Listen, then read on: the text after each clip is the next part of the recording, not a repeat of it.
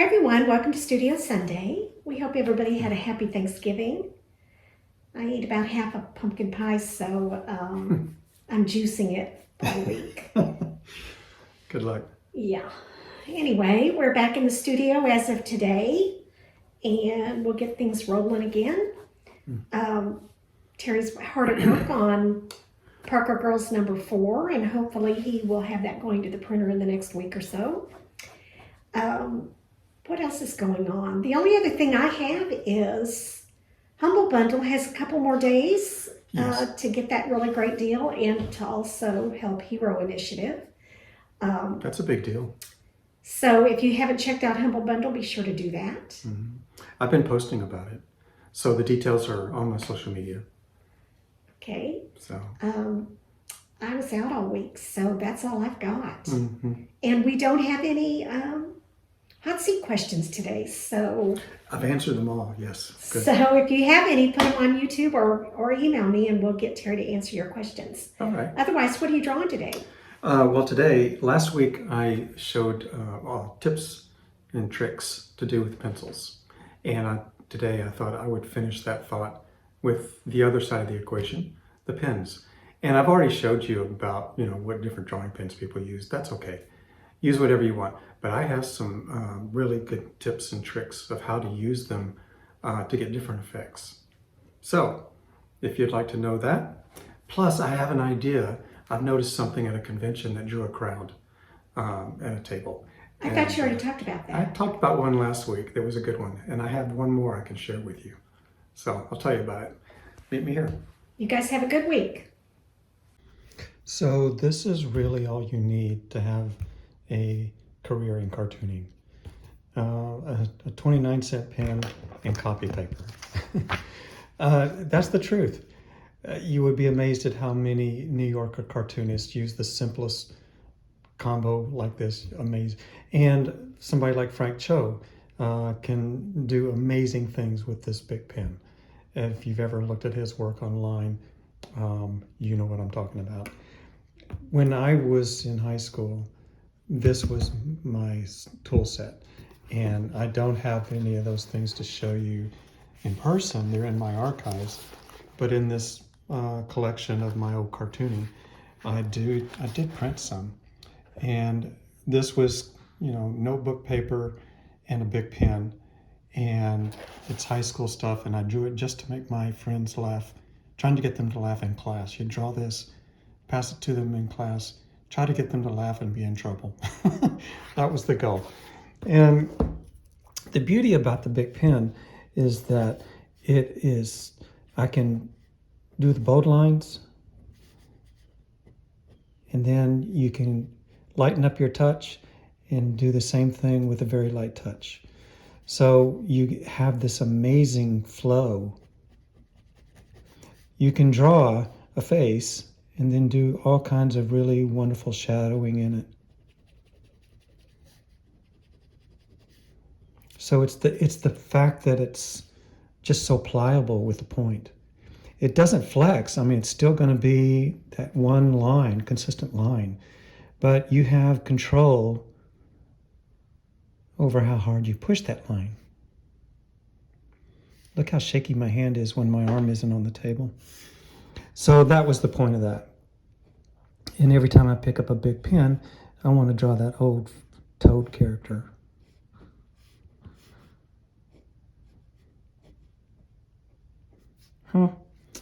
Okay. If you move past these simple school tools, you get into your first notebook, right? And when you go into the art store or to the stationery store, they all look alike. What's the difference between these two?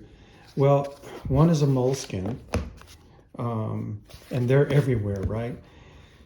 And if you get the one with the big, thick drawing paper, okay, that's good.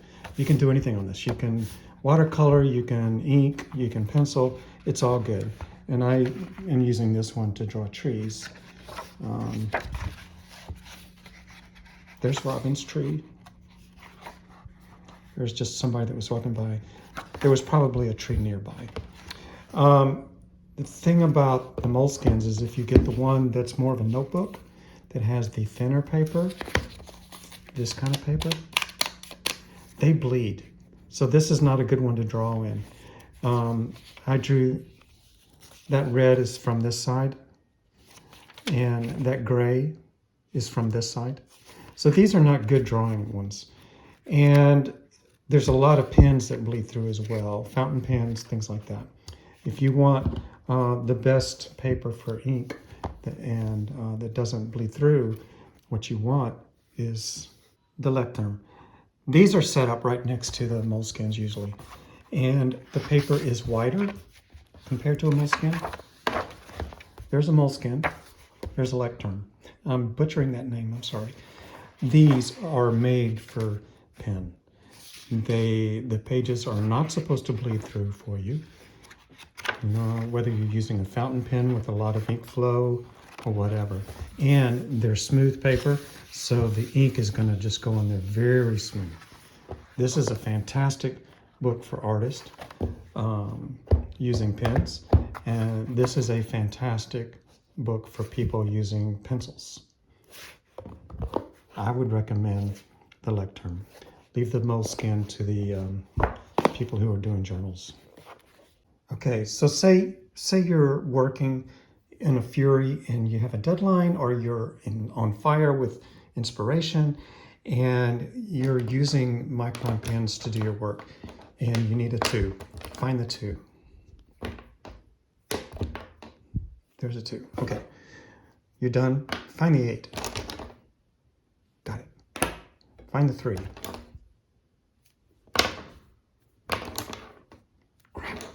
Okay, got it. See the problem? I changed from my wonderful drawing and have to come over here and do inventory and search for the pen I want. At the end of an hour and a half of that, it's exhausting. So I made this little accordion thing. I took a piece of cardboard and I took paper and I just accordioned it up and I divided it up by the pen width. And then I just taped it to the board. And then I taped another piece down here as a foot to keep them from sliding. So now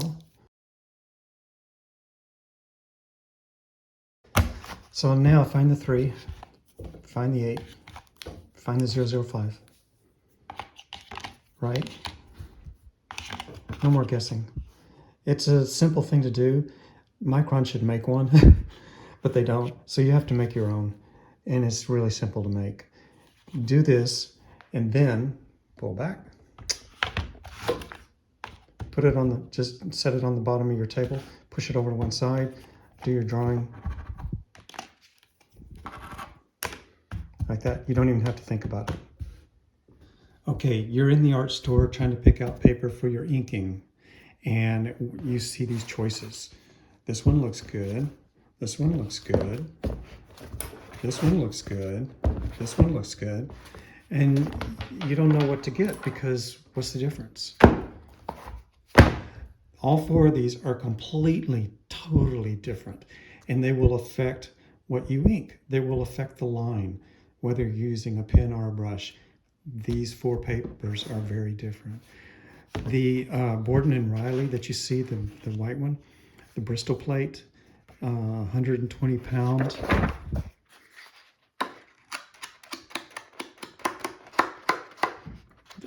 It's great. This is a fantastic inking paper. Any ink drawing on this bright white paper is going to look crystal clear and it's going to pop really well on that bright white. And so that's the Borden and Riley, highly recommended. The Yellow Strathmore is a 300 series. And notice it says better, not best. This is better than just cheap, flimsy art paper, which is meant for ideas and crayons or color pencils, whatever. This is better than that. But if you look at it in the angle of the light, you may see that you can see the texture on it and the weave of the paper. And there's just a tremendous amount of divoting as if this paper had a complexion problem in high school. And the lines will come off straight on it, but they may bleed. Once you get a pen on it though, it looks fine, right? Look, see how the pen, the pen dries on the paper? See that? That's something that can be very useful if you want it. If you don't want it, that means you're doubling up your lines or having to go slower. If you go slow, you can keep your ink on the paper. If you go too fast, you're going to get that. That's a 300 series. Switch to 400 series, and now it says best. We're just going to have to believe them on this. But there's two kinds of 400s that you can choose from. They all have the brown cover. There's the smooth surface and the vellum surface, and both take ink completely different. If you use the smooth surface,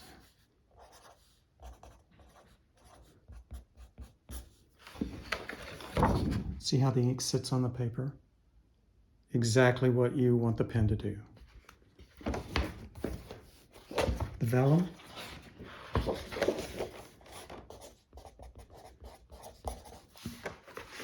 see the difference in the ink, how the ink sits on the paper? This is much drier.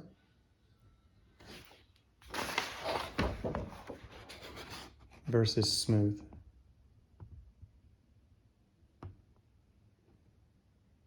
So this is what you're choosing. Why would anybody use vellum? Because it is if you go slow with your microns or whatever pen you're going to use, it still works really well. And you're able to use a step up on microns. You can use a thicker micron on vellum than you would have used on smooth. If you use a smooth piece of paper and use an 05,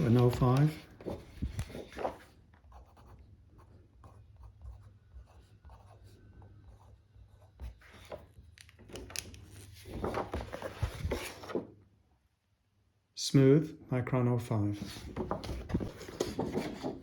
micron 05.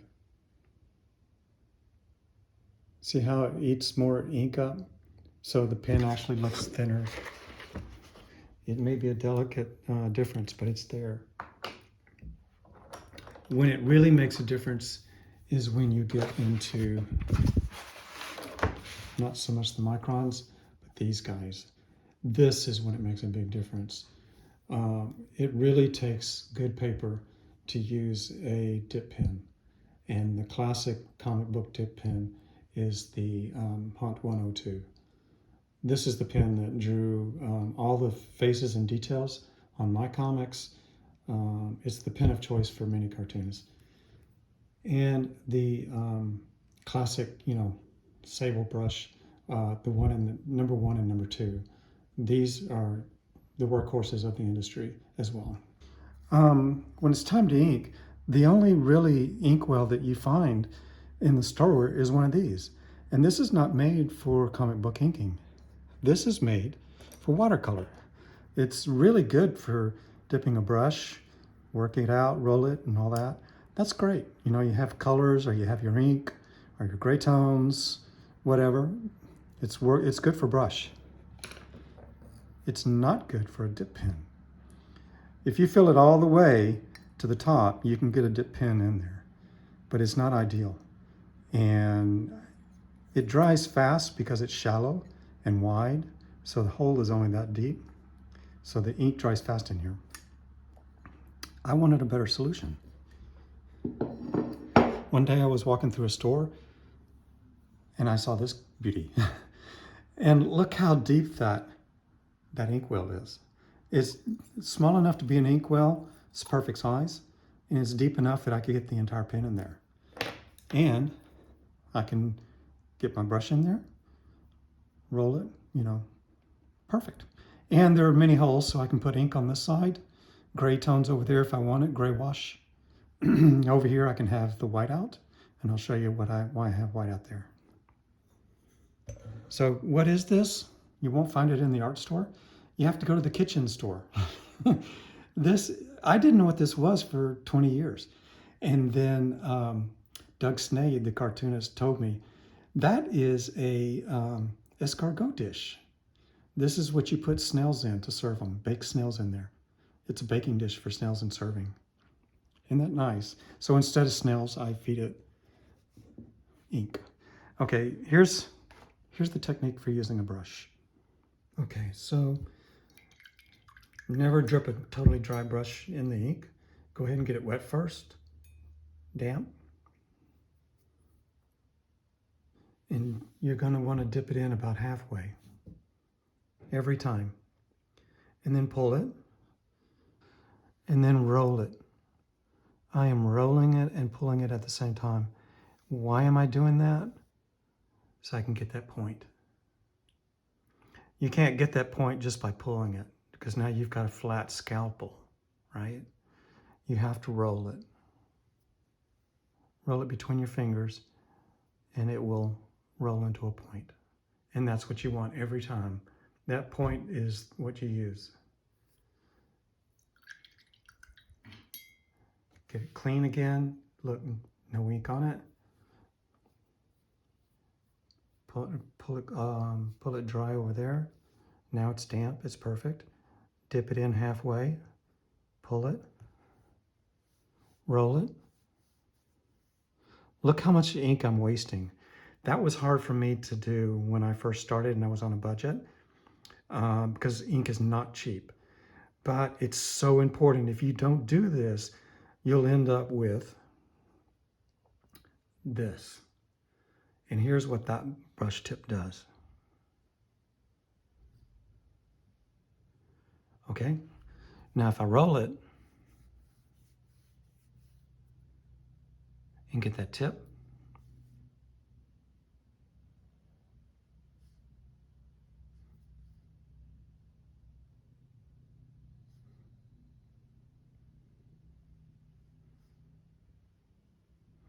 I can literally draw around the other one. What's the difference between the smooth and the vellum? Let's do the same thing on the vellum. The vellum takes the brush much better.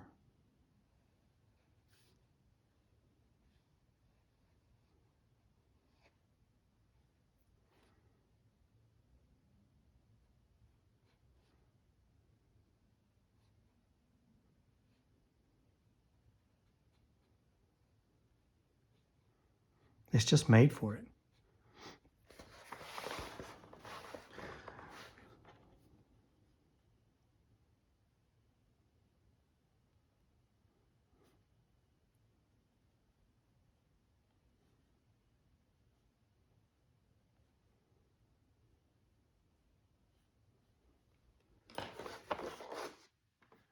The vellum, see how the ink sits on there really well?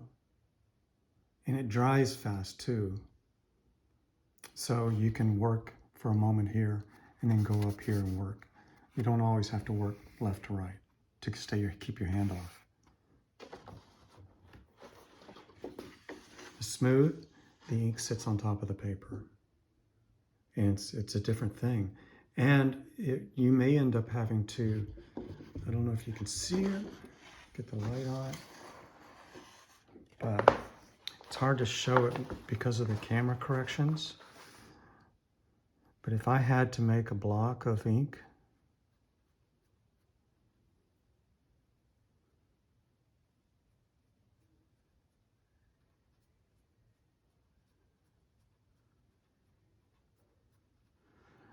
you'll see this, see how when you get a dry brush, this is called dry brush, and it's actually an effect that people use. So when you're doing textures, backgrounds, and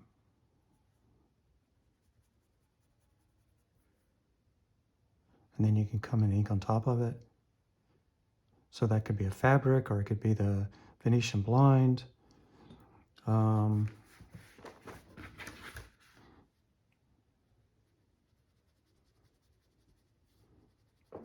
Let's try to get the same dry brush on the smooth.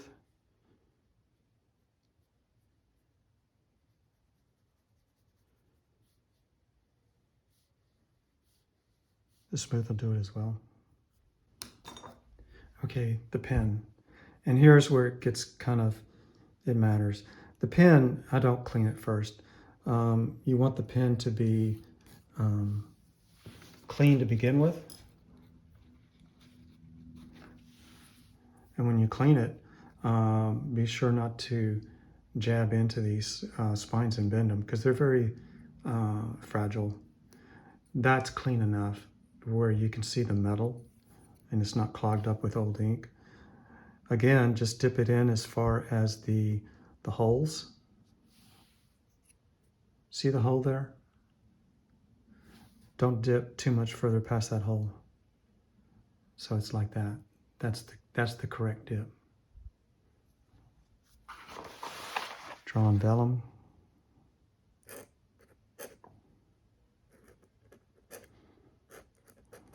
Perfect. It's doing exactly anything I want it to do. And you can pull and put pressure on the pen.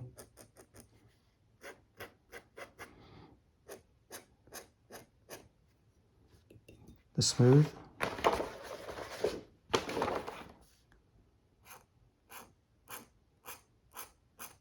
Hear the difference in the sound?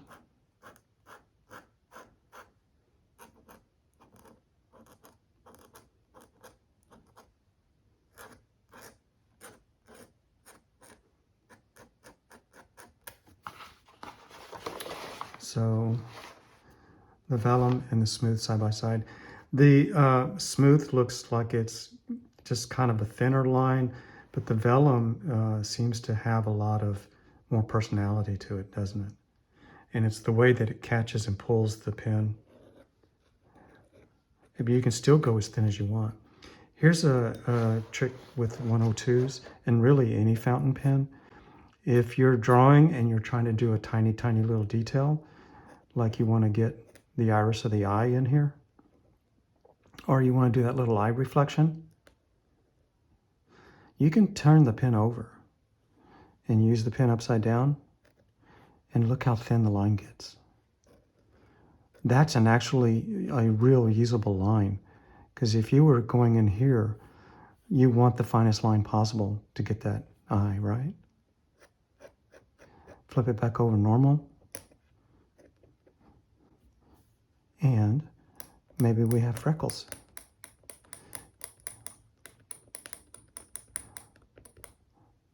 That's just catching the pinpoint and flicking it. And if you haven't seen this in a Batman comic illustration, you haven't been paying attention. That little flick is really good for when something is getting blasted through. Say that the Star Wars blaster beam comes in through here,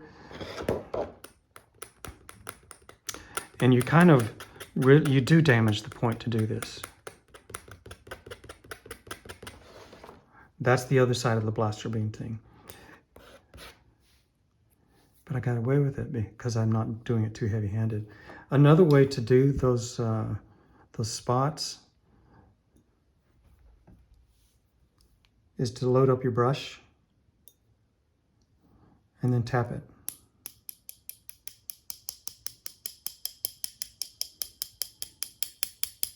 And you can actually control this. If you come over here and look at how it scatters,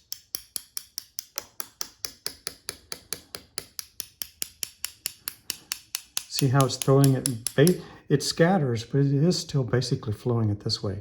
So the forensic detective would say, well, the force came from this way. So when you're drawing whatever it is you're drawing,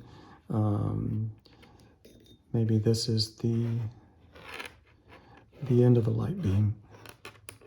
Whatever, use your imagination. That's how you do it. You can do the same thing with this guy, I guess.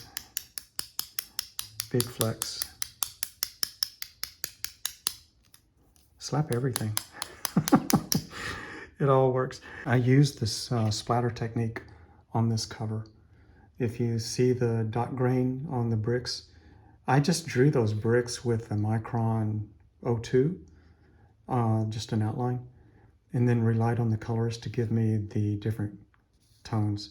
But that scatter and splatter back there is from the brush,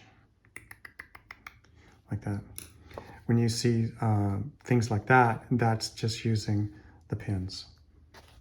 So for inking, I'm using the Raphael 8404. I wish they sponsored me, but they don't. For whiteout, when it's time to clean up my mistakes, I use the Raphael 8408. I think it's a slightly cheaper brush, and it's I feel less guilty about using it and messing up the point with this dried stuff. Here's what I use for whiteout. I use the Dr. P.H. Martin's Bleed Proof White. It works well to cover up ink.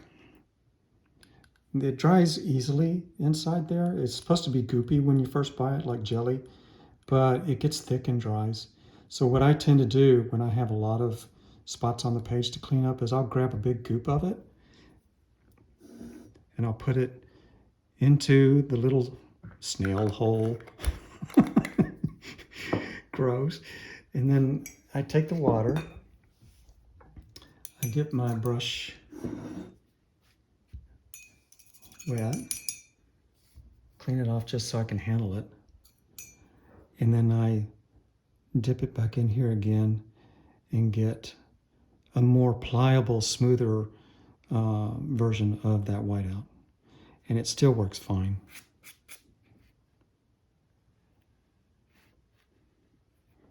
See? Oh no, I didn't mean to draw that guy's eye, or his eyebrow, or his ear. Works great. You can see that faintness. You could go with that on a scanner and you're still going to be okay. It won't scan. But if you're going for fine art and you want it to look pretty on the paper, you can just go in and do it another pass and it's gone. The whiteout is pretty cool. It's easy to get snowflakes, and this is what I do for stars and snowflakes.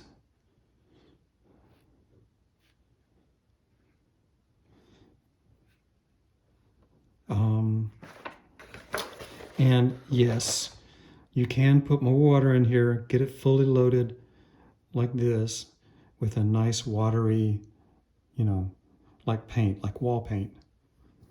And then you can come over here.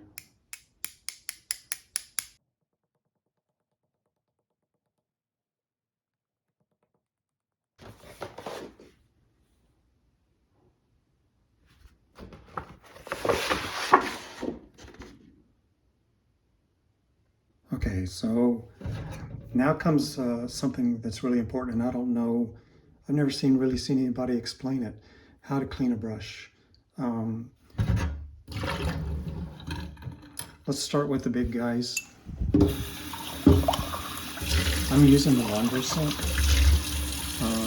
As you can see, the whiteout stuff comes off real easy, and it also comes off of the brush real easy because it's all water soluble anyway. Notice how the inkers always have dirty hands. So, look, the brush cleans up fine. You don't have to do hardly anything to it. You could run it through brush soap just to refreshen the hair on the brush if you wanted to, but I rarely do that.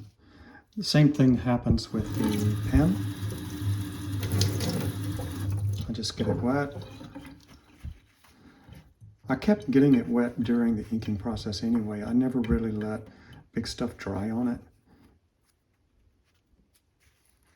So there, that's clean enough to start inking again. That black that you see right there is very fine. You could get in with an X-Acto blade and clean all that out if you want to, but it's not affecting the part that I use. I tap it like this to make sure that all the water's out of the barrel.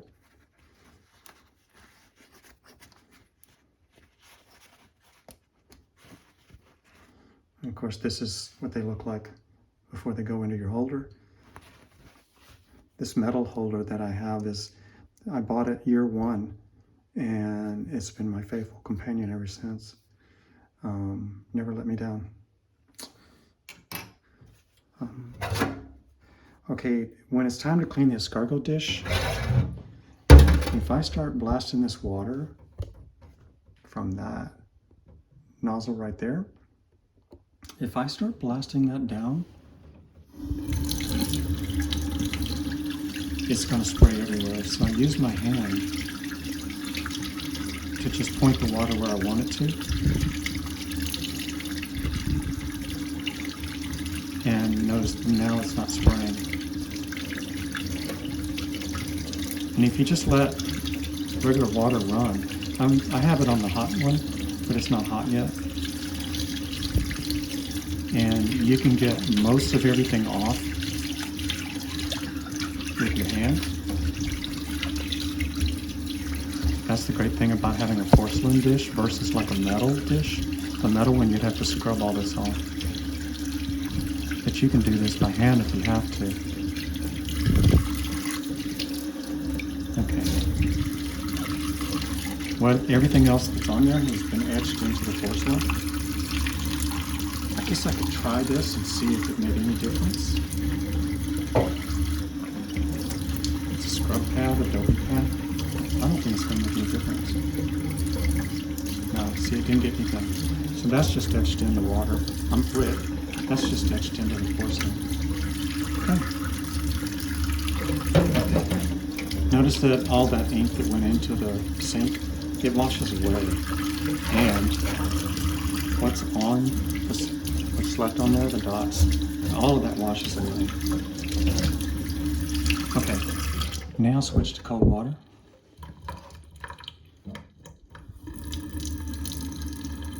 And that brush cleaner that you see in the art store, get it. Okay, here's the important part. I get the brush wet, that wet. Put my hand on top of the brush for support. And the guy who taught me was Dick Rule, a retired Disney cartoonist. And what I started doing was putting my hand on the brush. He didn't do that. He just pulled his number 2. Yes, he pulled his number 2, but I only have a number 1. So I support my number 1 by pulling my hand over like that. And it's all pulling, no pushing and no direct scrubbing in. I'm trying very hard not to jam this half that is next to the ferrule. So you take that, and now it's important to have plenty of water going on. Get the brush soapy.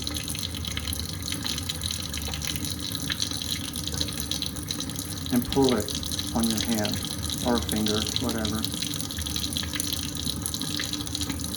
And I gently run my finger the length of the hairs because I'm trying to get off all those little ink spots at the base. The important thing is to get all the ink off the inside. So when I'm doing this, I'm spreading the brush and hopefully getting at the hairs that are inside in the middle, like that. So I just keep pulling and turning and twisting my hand like that. Okay, we're done with the soap. Put it in the water, point the brush down so the water doesn't go this way. Pull it like this. Pull it.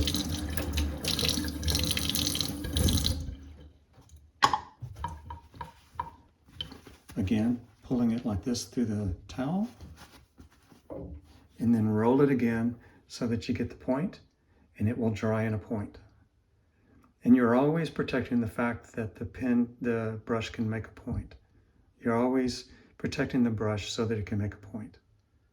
You want it to dry in a point, you want to use it in a point, you want to clean it in a point, it's just important. This brush is ready for another round. Okay, so I've used my tools, I've cleaned them, I'm ready to go back to work. That's how I do it. That's everything I know about brushes and pens. Hope it helps. Have a good week.